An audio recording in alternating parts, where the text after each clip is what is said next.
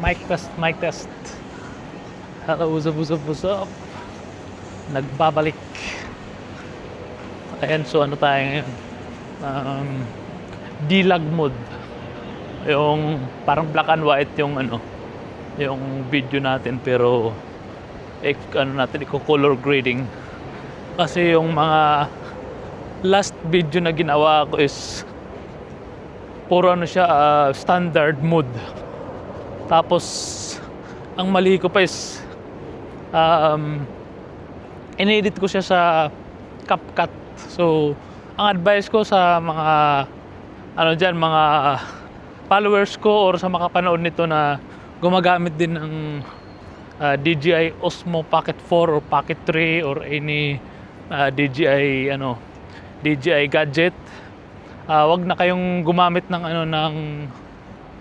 third party application. So mayroon naman tayong DJI Mimo, dun yun na i-edit, tapos diretso na sa YouTube or FB or TikTok or Instagram para sa less noise, tapos hindi mabawasan yung quality. Alright, so workout tayo ulit. Dito marami ding nagra-running dito, nagwo-walking. Pero mas maganda dun sa sa lagi namin pinupuntahan sa may clock tower, kasi dun malawak at saka may mga kahoy dun, so mas malamig ng konti. At saka nga pala ngayon, huling araw ng pagiging tambay. So bukas trabaho na miss ko na yung trabaho ko. Na-miss ko na yung trabaho ko, tapos yung sumakay ng metro station, basta yung lahat ng daily routine ko na-miss ko na. So ayan, so araw-araw naman tayong nag-workout, kahit galing sa trabaho workout pa rin, kasi para para humaba pa yung buhay natin. Kung mahal natin yung pamilya natin, dapat mahalin muna natin yung sarili natin. Kasi nga, siyempre, paano pag nagkasakit tayo, sinong bubuhay sa kanila, tapos pag namatay tayo, di kawawa sila, iiyak. So kailangan mahalin natin sarili natin kung mahal natin sila. Kanya-kanya kasing trip yan. Yung iba naman is kung mamamatay. So hindi nyo mahal yung pamilya nyo. Sa akin lang is advice. Ayan, so anong oras tayo ngayon? Mga 6:20. Kagigising lang natin. Sawa-sawa na sa tulog. Ayan, so walking distance yung natin, yung lugar kung saan tayo mag-exercise. Tamang lang, walking, jogging, push up sa legs, hindi na muna. Ay ganun din naman pag nag-jogging or nag-push up, kasama na palagi yung legs niyan. Shoutout sa lahat ng mga tropa ko dyan, mga new followers. Ayun, unti-unti nang dumadami yung mga followers ko. Salamat sa inyong lahat sa suporta sa mga new followers ko. Sa mga dyan, sa mga gusto mag-suggest ng content, comment lang kayo para gawin natin yan. Kasi wala naman tayong ibang bisyo. Hindi naman na tayo nagiinom. Bihirang-bihira lang. Siguro nakainom ako nung yun nga, yung nagbakasyon ako. Pero tuba lang. Kasi nga tuba, I believe in tuba, na talagang siya. Yes, hindi pa rin natin masabing healthy yan kasi may alcohol pa din yan eh. Pero compare mo naman sa Alfonso Red Horse na napaka taas ng niya, ng alcohol niya, is advisable pa rin yung tuba. Tapos nakakapagpasama naman dun kung haluan mo ng Pepsi. Yung soft drinks, yun yung nakakapagpasama dun. Yun, dito na tayo.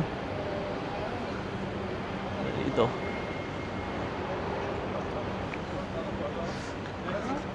Turo ko sa inyo yung mga ano dyan, yung mga lasinggero dyan, lasinggera taga rito sa Riga. Ayun, wala nang cut ito. Turo ko sa inyo yung hideout, yung bilihan ng alak. Ayan, legal yan, African Eastern. Tapos yung isa is MMI, pero dito ayan, African Eastern lang. So pag Friday, sobrang daming dyan, nakapila dyan. Saka sa mga holiday. Daming Ayan, African Eastern. So yan, pag bumili kayo dyan sa mga walang alam dyan, sa mga nasa Pinas, iba dito kasi talaga dito. Mayroong mga legal, mayroon ding illegal. So pag bumili kayo dyan sa African Eastern, keep nyo lang yung resibo para once na may nanita or nang huli, may papakita kayo. Kasi pag wala kayong maipakita, consider na illegal yung pabili nyo. Binili nyo sa hindi lisensyadong, hindi authorized na tindahan or tao. So yan, yung paborito ko yan, isa sa mga paborito kong building. Kasi meron siyang parang footbridge papunta sa kabila. Executive Marriott Executive Apartment. Wala nang cut ito para madali lang i-edit. Hindi na tayo dumaan doon sa mga mataong lugar. Busog pa ako sa saging.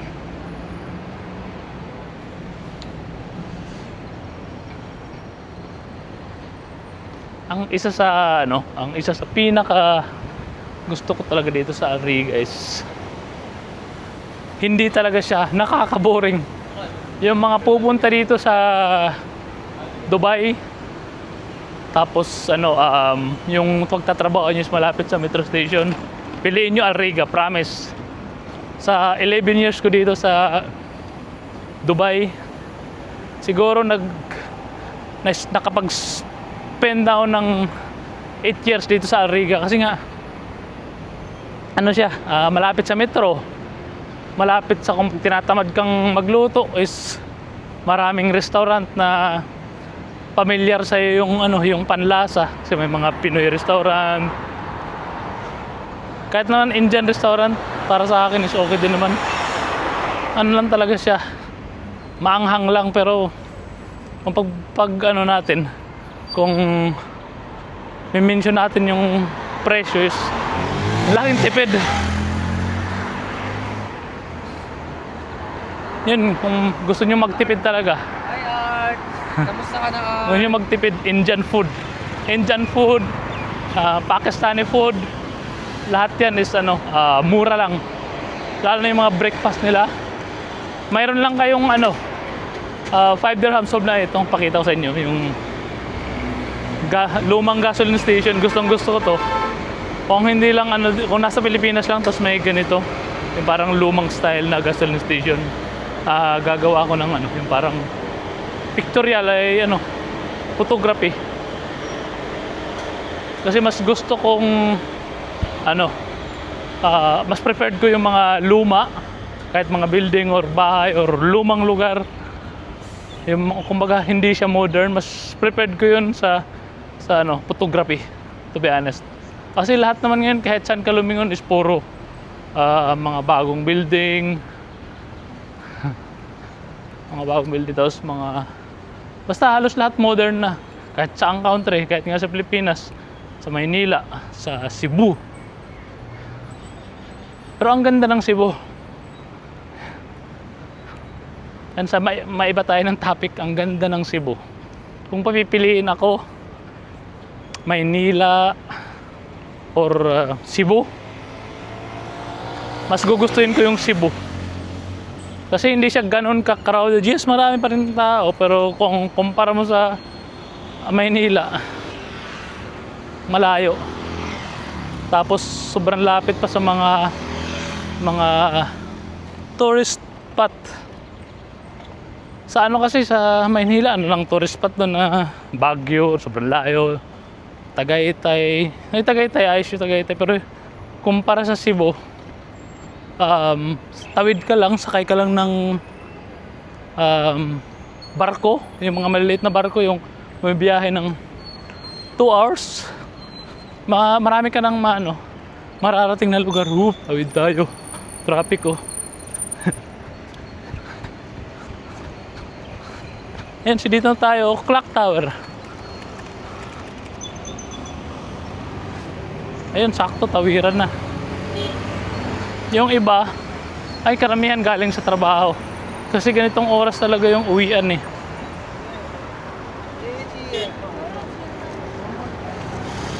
Tapos doon tayo mag-workout.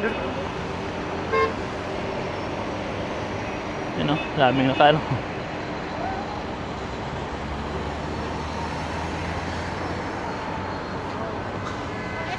Ayun, traffic na oh. Tropic.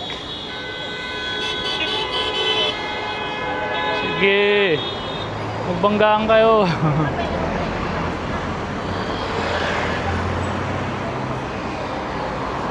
Ang ganda dito. Sa totoo lang, hindi nakakasawa yung dito. Yung mga lugar dito. Ang lang talaga dito is yung klima. Yan lang yung problema dito, yung klima. Kasi nga may mga month talaga grabe. Sanay na ako sa init pero may mga month talaga na grabe, sobrang init. Para kang lilitsunin. Ayun, magguguna tapos ayun, go na yan. Let's go! Malapit na tayo sa park kung saan tayo mag-workout. At saka nga pala, baka may mga ako dyan, baka may makarinig nitong mga taga Southern Leyte. Halimbawa Baybay or Hilongos, Batoy, Nupakan. So naghanap sana ako ng isang lugar na pwedeng tirahan, yung hindi mahirap ang tubig. Kasi yun sa barangay namin is okay naman siya, friendly mga tao, kilala ko ng mga tao, pero sobrang hirap ng tubig. Pero yun ilang taon kami nag-start na tumira doon is nasa pa ako 4 years old or 5. Dito tayo dumaan.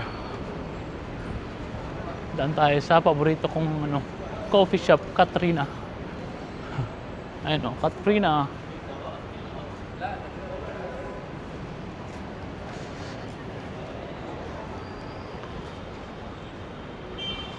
Wala na, hindi tayo umabot sa hindi na tayo umabot sa sunset. Pero may araw pa eh. Tingnan natin. Ayun, puro coffee shop dito. Coty Coffee. Dami ng tao dito. Ayun, doon banda, paborito kong mall, yung Dera City Center. Isa sa paborito ko kasi sobrang lapit lang, walking distance. Tapos kung tinatamad ka maglakad, mag-metro ka lang after ng Riga Metro Station. Ayun na, Dera City Center na. 3 minutes lang makakarating ka na. Tapos pagkalabas mo mismo sa sa metro station ng Dera City Center, yun na yung mall. Yun, pakita ko para sa mga followers ko na wala dito sa Dubai. Ayan, ganito dito.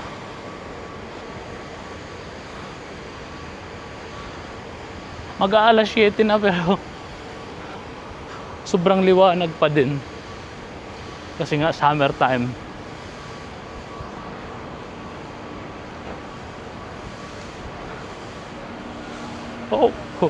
Almost. Ayun, so nga pala, sa mga tropa ko dito sa Dubai or sa buong UAE, na-try nyo na ba yung mag-travel doon sa sa Etihad Rail, yung train na may biyaheng Abu Dhabi to Fujairah? Gusto kong ma-experience yun kasi nakita ko sa vlog, ang ganda. First time ko ma-experience yun kasi nga bago pa lang din. I think last week lang din sila nag-start mag-operate. So shout out sa lahat ng mga Emirate, mga official, mga sheikh dito sa UAE. Believe talaga ako sa inyo. Grabe, pag may project talagang, may government project at talagang ang bilis matapos, malaki o maliit. Yan, yung ano na yan, yung Etihad Rail, yung Fujairah to Abu Dhabi, Abu Dhabi to Fujairah. Napakalaking project niyan. Tsaka sigurado yan magkakaroon ng madaming investor for sure. Kahit ako, pag nagbigyan ako ng opportunity na makapagtrabaho sa Abu Dhabi maganda rin. Yan, may naabutan pang sunset.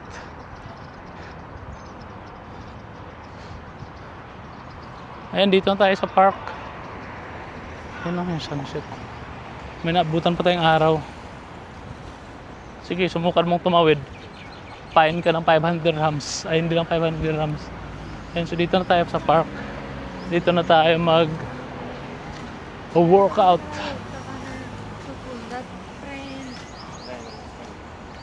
Ayan, maliit lang siya, hindi ganun kalawak, pero ano rin, umaabot din ng, I think, ayan, yung finish line. So yung pinakamahaba niya 490 meter, yun yung paikot. Meron pang mga natitirang flame tree. Ayan,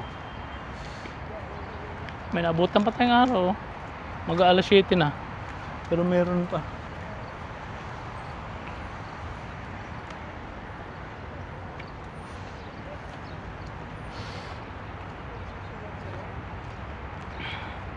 Alright, start na tayo. Naka-active track na, so kahit saan ako magpunta, nakasunod tong natin, Osmo Pocket 4. Tapos naka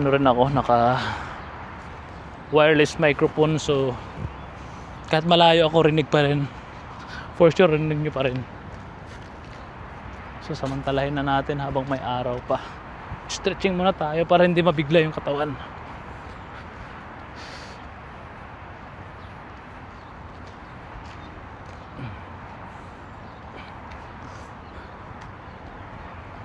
And so best time para mag exercise, para lumabas sa bahay, halimbawa pang umaga sa trabaho nyo, tapos may spare time kayo para mag-exercise, the best yung 6:30, kasi may araw pa siya pero hindi na masakit sa balat.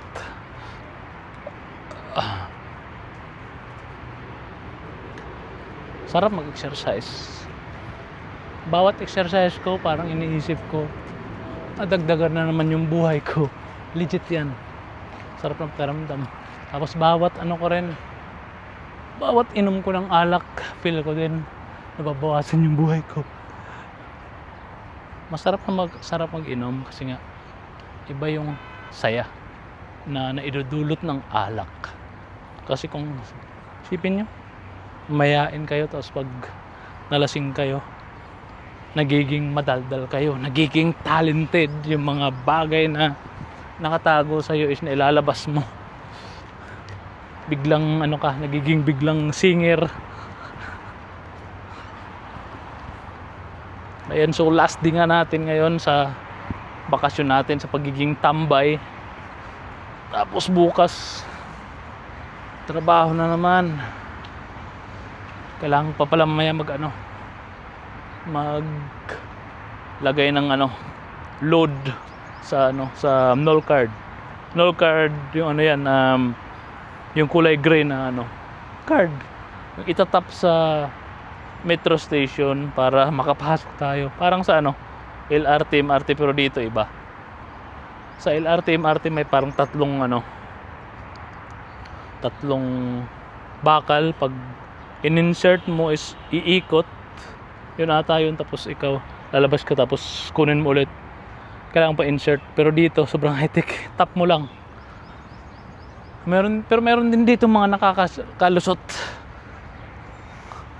karamihan mga ibang lahi, mga Patan, mga African, malalakas ang loob ng mga yan kasi nga kapos din sila sa sa budget kasi hindi naman pare-parehong estado natin, hindi pares-pares yung sahod natin, tapos yung iba pa dito walang trabaho, kawawa naman. So ayun, nakikipagsapalaran para makasave, kaso yung akala nating makakasave tayo minsan napapalaki pa ng gastos kasi nga pag nagkaroon ka ng fine, matik yan, 200 yata or 100, I'm not sure, pero siyempre malaking bagay na yan, lalo na pag wala kabayan. Against the light ba? Siguro against the light, pero pwede na yan. Nandun yung araw eh.